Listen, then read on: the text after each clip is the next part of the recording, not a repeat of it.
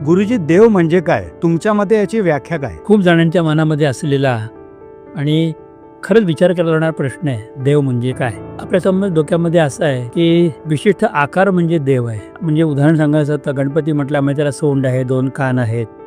देवी म्हटल्यानंतर ती विशिष्ट आकारामध्ये आहे, हातशस्त्र वगैरे आहे. शंकर भगवान म्हटल्यानंतर विशिष्ट पद्धतीने आहे. पण ज्याला देव आपण म्हणतो, हा देव नेमका काय आहे? त्याचा आकार म्हणजे देव आहे का?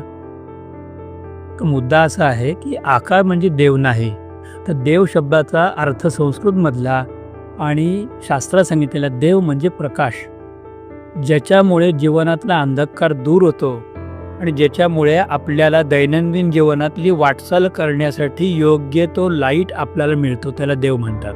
तर उदाहरण सांगतो, आपण एखाद्या जंगलामध्ये आहोत, अंधारामध्ये आहोत, आपल्याला जंगल पार करायचं, रस्ता माहिती नाही, गुगल चालत नाही आहे, आपल्या हातातला मोबाईल काम करत नाही आहे, त्यावेळेला एखादा छोटासा दिवा, मिनमिनटा टॉर्चसुद्धा आपल्याला खूप मदतीला येतो. आपल्या पायापुरता जरी प्रकाश पडला आणि तेवढ्या प्रकाशामध्ये आपण चालायला लागलो तरी न अडखळता आपण जंगल पार करू शकतो. आपल्याला उद्याच्या पोटात काय आहे की उद्या तरी फार पुढचं बोलतोय, 2 मिनिटानंतरचं काय हेही माहिती नाही आहे. तर त्यामुळे आम्हाला प्रत्येक वेळेला प्रकाशा पाहिजे.